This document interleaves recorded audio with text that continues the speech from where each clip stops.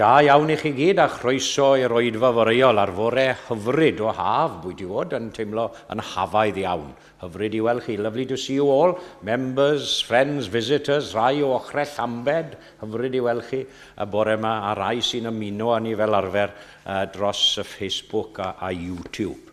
Felly gobeithio gewn ni fendith o gyd addoli gyda'n gilydd y bore yma. Ac fe ddechreuwn ni gyda'r emyn agoriadol, rhif y nawfed, number 9. Daiwn yn llon at orsedd diw, a'n ceidwad di-gyfnewid yw. Gwyrth a'i drigaredd sydd o hyd ar waith yng nghanol helbil byd. Rhif 9.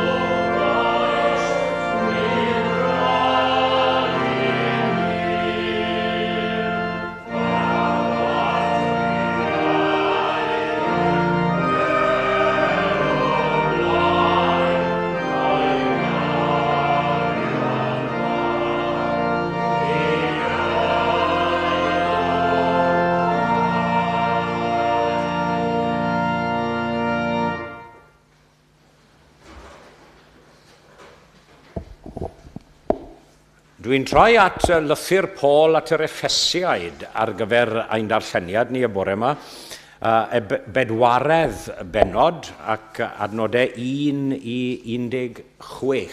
So I turn to Paul's letter to the Ephesians, the 4th chapter and verses 1 to 16. If you're following in the English Bibles, I'm on page 1192. 1192, the 4th chapter of Paul's letter to the Ephesians. Ac eto, os ych chi am ddilyn yn y Gymraeg, fel dwi'n dweud yn aml, mae'n help weithiau I ddilyn yn y Gymraeg. Dwi ar dudalen 213. 213 yn y Beible Cymraeg. Undod y corff, the unity of the body together. Yr wy fi, felly, sy'n garcharor mwyn yr arglwydd, yn eich annog I fyw yn deilwng o'r alwad y gawsoch. Byddwch yn ostyngedig ac addfwyn ym mhob peth, ac yn amyneddgar gan oddef eich gilydd mewn cariad. Ymrowch i gadw ar hwymin tangnefedd yr undod y mae'r ysbryd yn ei roi. Un corff sydd, ac un ysbryd, yn union fel y mae'r un yw'r gobaith sydd yn mlyg yn eich galwad. Un arglwydd, un ffydd, un bedydd, un diw a thad i bawb, yr hwn sydd goriwch pawb, a thrwy bawb, ac ymhawb. Ond i bob un ohonom roddwyd gras a'i ran o rodd Crist. Am hynny mae'r ysgrythur yn dweud, esgynnodd i'r uchelder gan arwain ei garcharorion yn gaeth, roddodd roddion i bobl. Beth yw ystyr esgynnodd? Onid yw'n golygu ei fod wedi disgyn hefyd i bartha isaf y ddeiar. Yr un a ddisgynnodd, yr un a esgynnodd hefyd, ymhell uwch lawr nefoedd i gyd, i lenwi'r holl greadigaeth. A dyma'i roddion, rai i fod yn apostolion, rhai yn broffwydi, rhai yn efengylwyr, rhai yn fugeiliaid ac yn athrawon, i gymhwyso'r saint i waith gweinidogaeth, i adeiladu corff Crist, fel y cyrhaeddwn oll hyd at yr undod a berthyn i'r ffydd ac i'r adnabyddiaeth o fab Duw. Y nod yw dynoliaeth lawn dwf, a'r mesur yw'r aeddfedrwydd sy'n perthyn i gyfiawnder Crist. Nid ydym i fod yn fybanod mwyach, yn cael ein lluchio gan donau a'n gyrru yma a thraw gan bob ryw awel o athrawiaeth, wedi ein dal gan ystriw y rhai sy'n ddyfeisgar i gynllwynio twyll. Na, gadewch i ni ddilyn y gwir mewn cariad, a thyfu ym mhob peth i Grist. Ef yw'r pen, ac wrtho ef a mae'r holl gorff yn cael ei ddal wrth ei gilydd, a'i gysylltu trwy bob cymal sy'n rhan ohono. Felly, trwy waithgarwch cyfaddas, pob un rhan, cael prithiant yn y corff, ac y mae'n ei adeiladu ei hun mewn cariad. Ychwanegu Duw i fendith at y darllen a'r gwrando a'r deall hefyd o iair. Ac fe unwn ni i ganu yr ail emyn sef 844 geiriau Eifion Wyn sydd yn atseinio gyda mwy o ystyr dwi'n siŵr yn ystod y dyddiau yma. Efengil tangnefedd o'r he dros y byd a delyd y bobloedd eithlewyr chi gyd, na foed neb heb wybod am gariad y groes a brodyr i'w gilydd fod dynion pob oes. Efengil tangnefedd, dos rhagot yn awr, a doed y gyfiawnder o'r nefoedd i lawr. Fel na byddo mwyach, na dial, na phoen, na chariad at ryfel, ond ryfel yr oen. 844.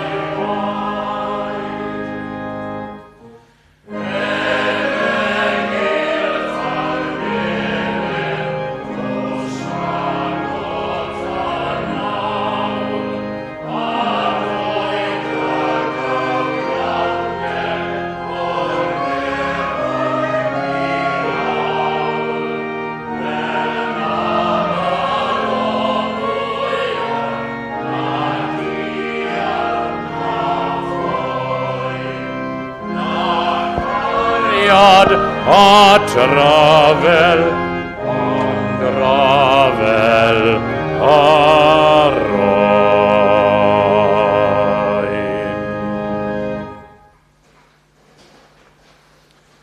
A chyfle i ni nawr fel mae geiriau'r emyn wedi ein harwain ni nawr at orsedd gras mewn gweddi. Let us turn now to God in prayer. Cydweddiwn. Duw a thad ein harglwydd Iesu, ni'n plygu o'th flaen di unwaith yn rhagor y bore yma mewn gweddi, gan geisio dy gwmni, dy nodded ath ganhaliaeth i ni yn y byd.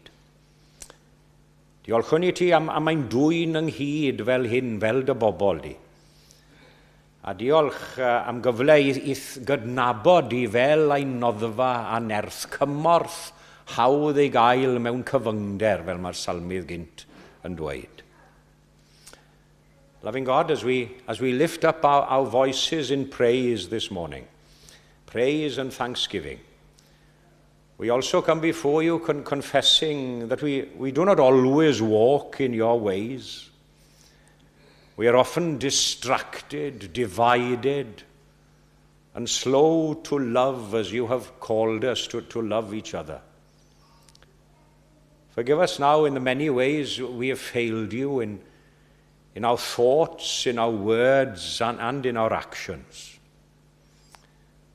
And we pray for you to cleanse us now through this service, create a new spirit within us, that we may follow Christ more faithfully in the world. Ac i ni ynweddio yn arbennig dros ein byd ni heddiw. Cofia'r byd o feddyg da a'i flinderau, medda'r emyn. Ac mewn cyfnod yma o rafela a thrais ac ansicrwydd mawr rhwng gwledydd a phobloedd deiar. I ni'n deisif am dy heddwch a chymod rhwng gwledydd. Darod y hedd di, yr hedd na wyr y byd amdano. Ac yn lle'r holl ddial a chasineb yma fel i ni wedi canu yn yr emyn, sydd mor amlwg ar hemp yn ein byd a'n cymdeithas ni ar hyn o bryd i ni'n gofyn ar ei ti ddod a thangnefedd di, sydd i gael yng Nghrist tywysog tangnefedd. And we pray for all those who are anxious this morning. Those perhaps who are still grieving the loss of loved ones. Those who are worried about health issues, about their own health and family members. We ask you to draw near to all the needy this morning. Comfort the lonely, strengthen the weak, and heal the broken-hearted, and remind us that there is no one or no situation beyond your care and concern.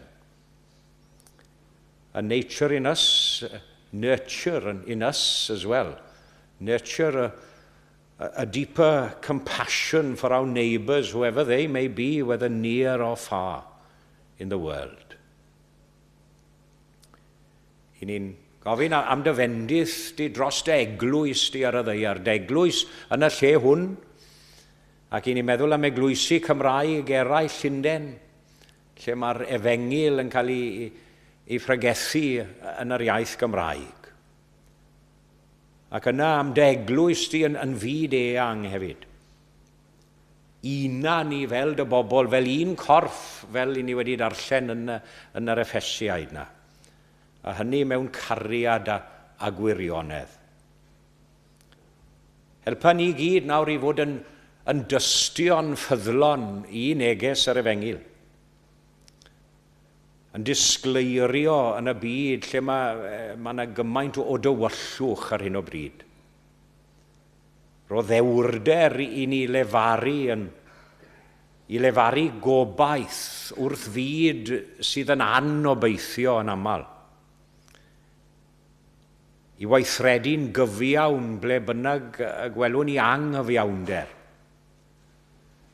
ac i gerdded yn ostyngedig bob amser gyda thi yn yn ein harwain ni ymlaen.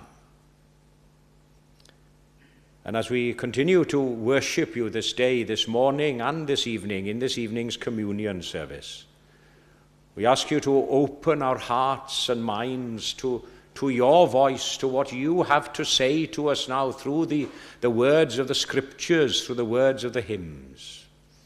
Speak to us, move us by your Spirit, and send us out from this place renewed in spirit and ready to serve you in the world. Felly bydde di'r cyfan oll i ddyrchafu ac i ogoneddu denw di yn ein plith ni.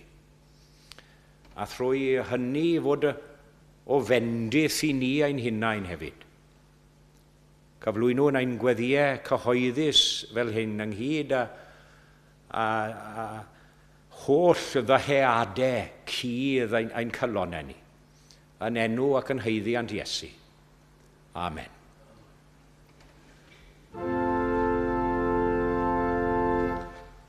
Ein tad ar hwnnw tonna nefoedd, sanataidd ierda enw, deled yn air nas, wneler da ewallus. Megis on anir, felly araddau ar hefyd, doro i ni heddiw,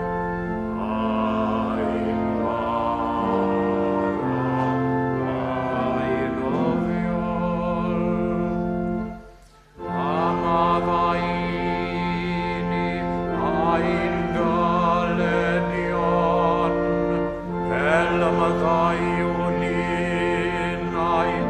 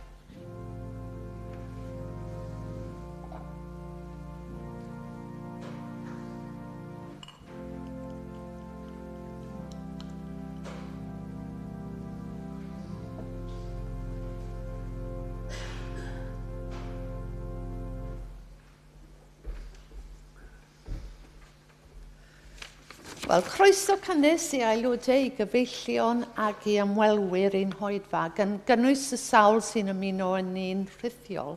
A warm welcome to members, friends and visitors to our service, including those joining us remotely. A diolchwn i'n gweinidog am ei arweiniad a bore yma ac i Mike am ei gyfeiliant wrth yr organ. Bydd oedfa gymyn hwyrol am 6 heno a chylch trafod Beibledd am hanner awr 4. A di Sul nesa, Ebrill y 6 ar 20, bydd e'n gweinidog wrth y lliw fel arfer yn oedfa'r bore ar hwyr gyda chylch trafod Beibledd am hanner awr 4 hefyd. So next Sunday, the services will follow the normal pattern of 11 and 6 with our minister in the pulpit. Bydd oedfa fer canol wythnos dydd Mercher Ebrill yr ailfed ar 20 am hanner dydd gyda the a chyfle am sgwrs i ddilyn. A bydd cyfarfod nesaf diaconiaid ar nos Iau, Ebrill 30 am hanner awr 6 yn Capel Bach ac ar Zoom, felly dydd ola'r mis. The next meeting of the Saturday Afternoon Society will be on May the 2nd at 2 o'clock with Richard Hopkin talking about Handel in London. Ar fair degfed, gobeithio rowch chi hwn yn eich dyddiadur, ar fair degfed am 11, bydd oedfa gymyn yma pryd y byddwn ni'n arbennig yn croesawu dysgwyr yr iaith Gymraeg ato. Gan obeithio y bydd efallai rhai ohonyn nhw'n barod I gymryd rhan. So on May the 10th, there will be a special morning communion service when we will especially welcome learners of the Welsh language to join us. So if you do know any new Welsh speakers, please do invite them. Fe gan nhw groeso cynnes iawn. Cofiwch ddod lawr I gael te a sgwrs ar ôl yr oedfa. Do join us for tea and fellowship downstairs after the service. Ac fe nawr fe ddawn ni o amgylch I dderbyn eich rhoddion. Diolch yn fawr.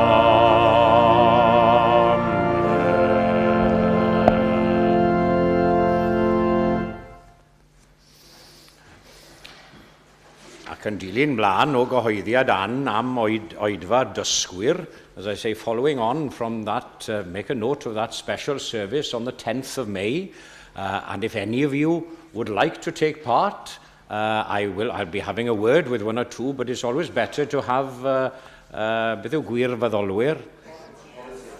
Volunteers, yes, not press ganged.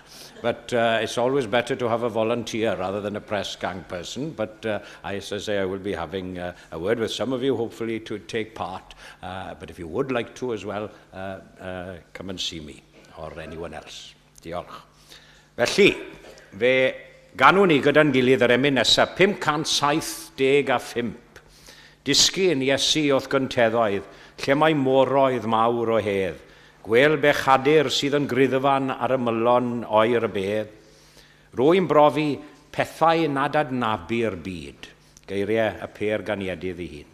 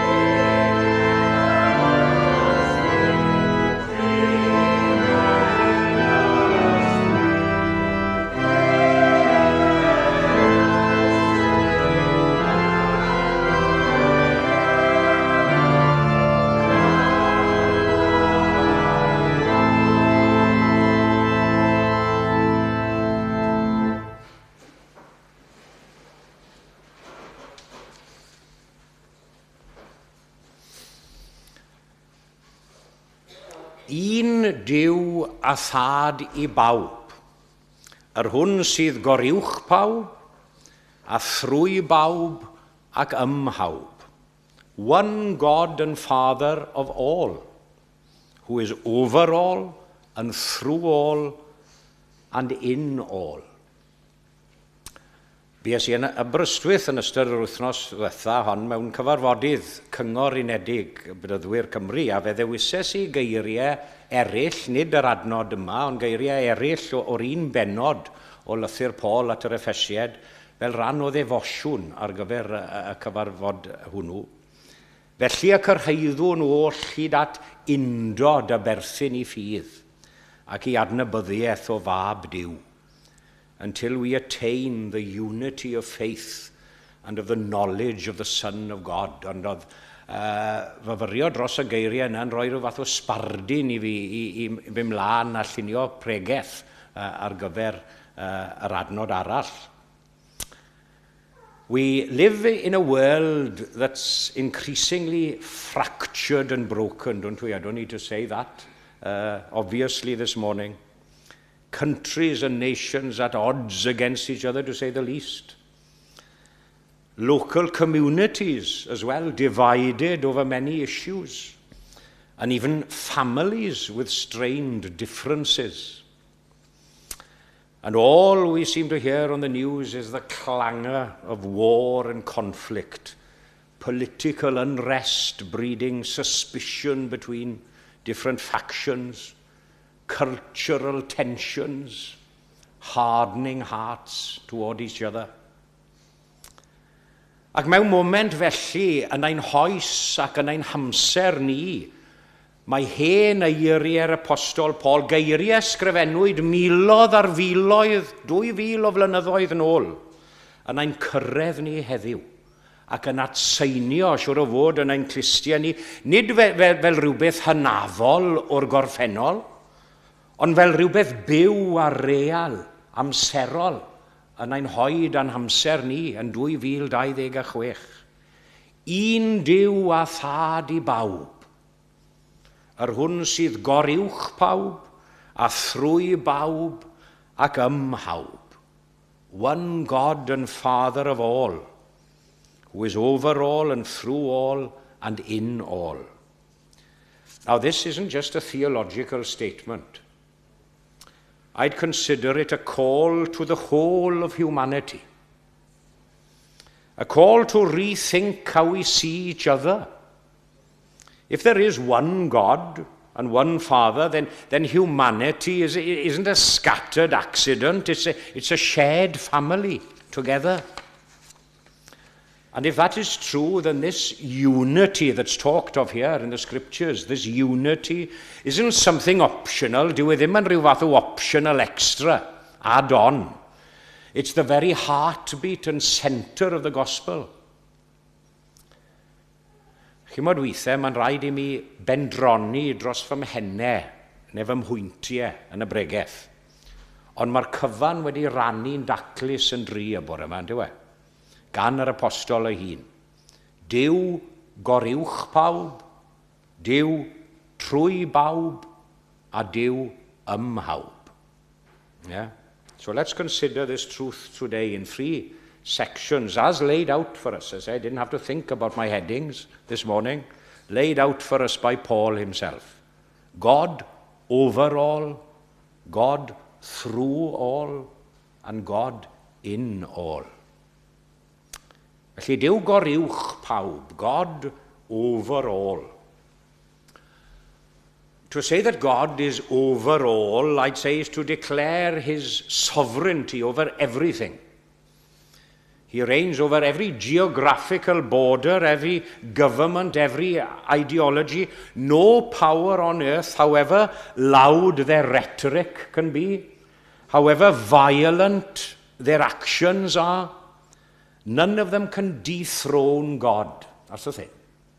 They can't dethrone saif brenhiniaeth fawr yr Iesu a'i gorseddfa'n fythol lan. Ofer emyn. A dyle'r gwirionedd yma ein gwneud ni yn ostyngedig I ddechrau, oherwydd mae'n atgoffa ni nad oes yr un genedl dan hael gyda'r hawl eithaf ar pob dim. Nag oes, dim un genedl. Does gan yr un arweinydd gwleidyddol trefn a phwer dros bawb. Ein bod ni'n clywed yn wahanol, falle gan ambell arlywydd y dyddiau yma. Yeah, and when we think of this total sovereignty of God and Jesus, we're in danger, of course, of elevating our own cause to a divine status and start to justify some terrible actions in the name of righteousness and religion, as we see happening today. But you can be sure of one thing. God won't share his throne with anyone. Dyw e ddim am rannu I frenhiniaeth e. Ac ystyriwch sut mae hyn oll yn siarad â ni yn ein byd ni heddiw. Mae'n herio ni I ddechrau. Mae'n herio ein balchder, yn gweud yn aml I ni'n falch. Balchder ein hunain hyder, ein hymddiriedeth yn ein gallu ni ein hunain. Because if God is over all, he is not our God in a possessive way, in a possessive sense. He's not owned by any one culture or one political party or one tradition. He's the Father of all who call on his name in truth and in spirit. Now, I'm not going to get involved in theological differences. I know that you can say, well, Muslims will go through Muhammad, we will go through Jesus. Ond dyw Iesu eriod wedi galw I ni ladd y bobl sydd ddim yn ei dderbyn dwyn trwy perswad. Yes, we do persuade that Jesus is the way, but we don't kill those that don't believe. Yeah. And just think of a moment, if he is over all, then every person you encounter in life, whether you agree with them or oppose them, whether they resemble you or they look totally different from you, they all live under this one divine authority of God. Dyfe? A bobl hynny I ni'n barod yw diastyru nhw weithiau, a'i hanwybyddu nhw falle. Dadle a cwmpo mas dyn nhw. Maen nhw gyd dan ofal a chynhaliaeth y Duw byw. How then can we justify the way things are in the world, dear me? How can we cling to division when we all stand equally beneath the rule of one God and one Father over all? Hwna, rhywbeth I chi feddwl amdano. Ac yna'n ail wedi ystyried Duw goruwch pawb. Beth am Dduw trwy bawb? One God and Father of all, through all. To say that God is through all, I'd say, speaks of his activeness or his proactiveness through us. His presence moving through the very fabric of human life, through places sometimes we least expect. Nid Duw draw ar ryw orwel pell, fel wedes I mewn pregaeth ychydig wythnosau nôl. Mae Duw yng nghanol I bobl, yng nghanol I gwewyr, yng nghanol I gyfidiau nhw. God isn't confined, obviously, to the four walls of this chapel or any chapel, any other place of worship. He's at work in the world, in the quiet courage of those who work for peace. Thank goodness there are people who are working for peace now. In the resilience of those who endure suffering and work tirelessly to alleviate suffering in the world. Dyma rhywbeth wedyn ni sy'n ehangu ein gweledigaeth ni o Dduw a'i gread, neu fe ddylai gwneud o leia. Mae'n ein dysgu ni nad yw gras Duw yn gyfyngedig I rai hynny sy'n edrych yn debyg I ni, neu sy'n feddwl yn debyg I ni, neu hyd yn oed sy'n addoli yn debyg I ni. Ehanga mryd, meddai'n antlais yn un o'i ymynau cyfarwydd, chi'n cofio'r pennill? Ehanga mryd a gwared fi rag cilni o bob ryw. Ro i mi weld pob mab i ti yn frawd i mi o Dduw. Yeah. Mae ddylanwad dwyfol yn symud drwy bobl anisgwyl iawn weithiau, ac mewn sefyllfaoedd anhebygol iawn. Think of communities torn apart, mistrust of one another. As I say, whether on political lines or racial differences or historical injustices as well. We often approach these divisions, I'd say, with suspicion and perhaps assuming the worst of the other side, people who are different to us. But you know, if God is truly at work through all, then He is already working in places that we haven't yet seen. Dyle hyn roi gobaith i ni yn y byd, achos does dim un sefyllfa y tu hwnt i'w allu e. Chi'n cofio geiriau Iesu ei hun wrth ei ddisgyblion yn Efengil Matthew. Gyda dynion mae hyn yn amhosibl, ond gyda Duw mae pob peth yn bosibl. So instead of building walls, we call to become bridges. Now there's been a lot of talk between Trump and the present Pope, ond nag oedd yr hen bab. Chi'n cofio pan oedd Trump yn ei, wedi sôn lot amdano fe heddi, mae wedi cythryddo fi yn ddiweddar. Yr hen bab pan oedd e'n sôn am adeiladu wal, ynddo fe. A dy'r hen bab Francis wedi gweud, na, dylen ni fod yn adeiladu pontydd, nid welydd. Yeah. Instead of assuming hostility, we're invited to seek understanding. Instead of retreating into echo chambers, as they're called these days, just listening to what we want to listen, we're sent out into the world as apostles of reconciliation and peace. Achos os yw Duw trwy bawb, nid ryw ddyfais ddynol yw'r undod yma, ond mae'n bosibiliad dwyfol yn ei enw fe. Felly, goriwch pawb, trwy bawb, ac yn olaf ymhawb. In all. And my third and final point to say that God, in all, it speaks to us of His intimate presence, His nearness. And I'd say that this is the most personal and most challenging truth of all. Nid yn unig uwch eich pen dan eich traed o'ch cwmpas chi, mae'n agosach fyth, mae yno chi, mae tu fewn i chi. Nid draw ar bell draeth y mae. Fi'n gael Eifion Wyn yw hwnna, yn un o gyneuon Meirion Williams, a'r allwedd yn dy lawd y hun. He's in those who seek Him. He's working within the hearts to transform and to soften and to renew. Ac wrth gwrs mae hynny yn newid sut i ni'n gweld a chanfod ein gilydd yn y byd, yn dywe. Every person you meet carries that potential, at least, that potential of divine presence. Whether it's tapped on or developed, no. And this is where unity becomes deeply practical. Because it's very easy to speak about unity, ynddo fe?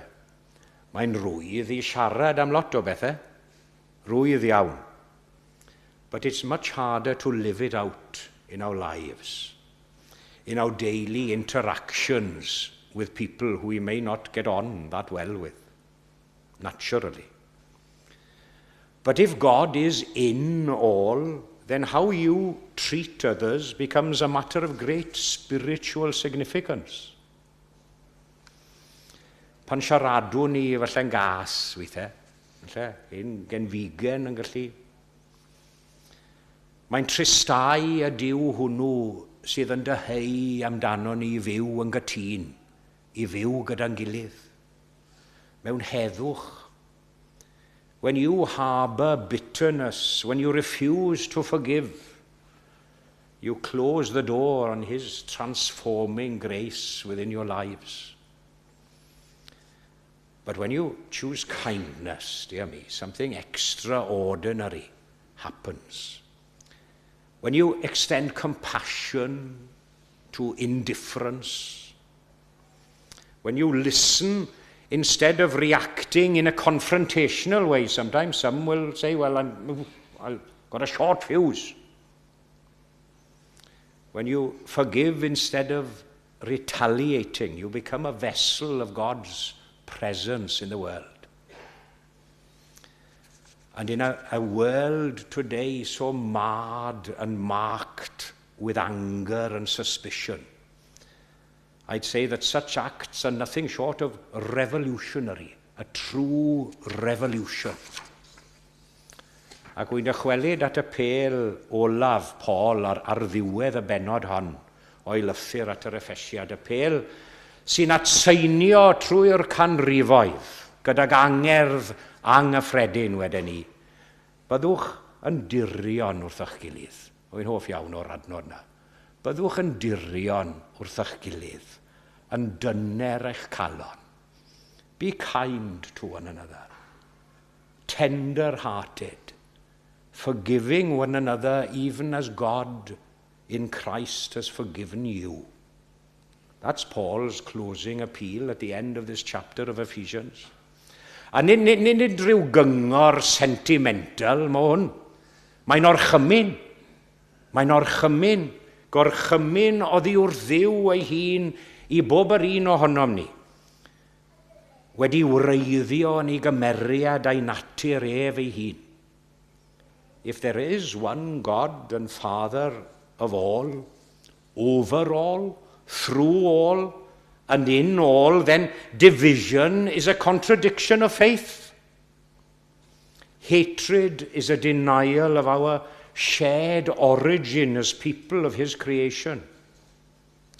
Unforgiveness is a refusal of that grace and forgiveness that we have received ourselves. Nawr, gadewch i ni fod yn onest yn gilydd y bore yma. Let's be honest with each other this morning. Kindness is costly. Forgiveness is difficult. Reconciliation requires courage and a lot of effort as well. But the alternative, what's the alternative? A world hardened by division? I'd say that's far more costly and dangerous still. Felly un Duw a thad I bawb, goriwch pawb, a thrwy bawb, ac ymhawb, a hynny ar gogoniant i'w enw. Amen.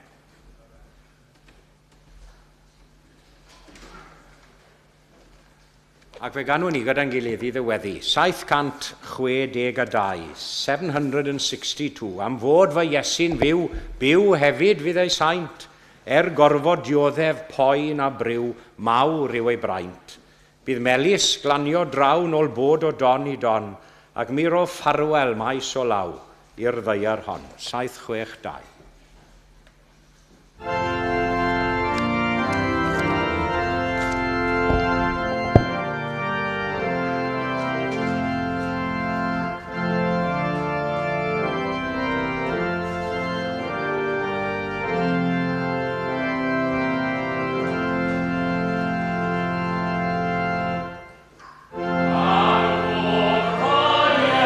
we